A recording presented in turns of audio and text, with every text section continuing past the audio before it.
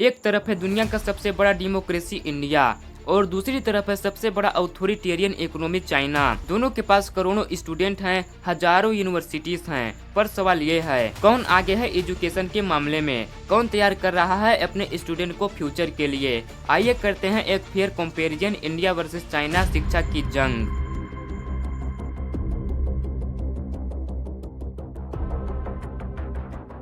पहला पैरामीटर है literacy rate.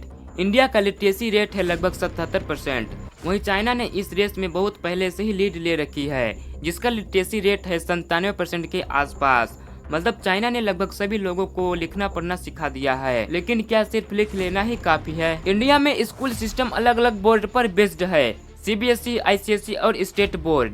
पर सिस्टम ज्यादातर रोट लर्निंग पे फोकस करता है। चाइना का सिस्टम सेंट्रलाइज्ड है, सभी स्टूडेंट को एक ही सिलेबस के तहत तैयार किया जाता है। डिसिप्लिन, टेक्नोलॉजी और फिजिकल ट्रेनिंग पे वहाँ ज्यादा फोकस है। पर क्या चाइनीज स्टूडेंट खुश हैं? इंडिया में स्टूडेंट JEE, NEET, UPSC के लिए प्रिपेयर करते हैं। वहीं चाइना में एक ही एग्जाम है जो सब डिसाइड करता है, गाओकाओ।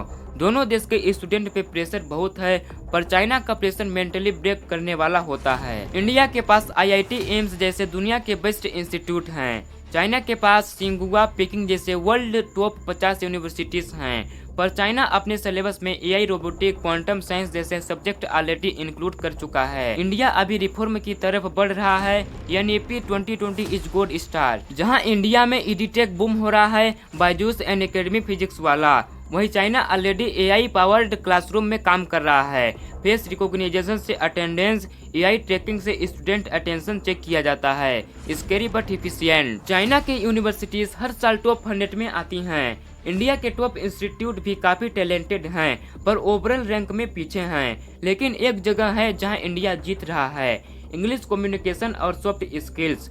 इसी वजह से इंडिया प्रोफेशनल दुनिया भर में डिमांड में है। इंडिया में ड्रॉप आउट रेट हाई है, स्पेशली रूरल एरियाज में। टीचर्स कम है, सिलेबस आउटडेट है। चाइना में डिसिप्लिन के बावजूद क्रिएटिविटी मिसिंग है। इंडिया में NEP 2020 एक होप लेकर आया है, coding from class 6, mother tongue teaching skills training. China education को एक मिलिट्री मिशन जैसे ट्रीट करता है। Order, discipline, result.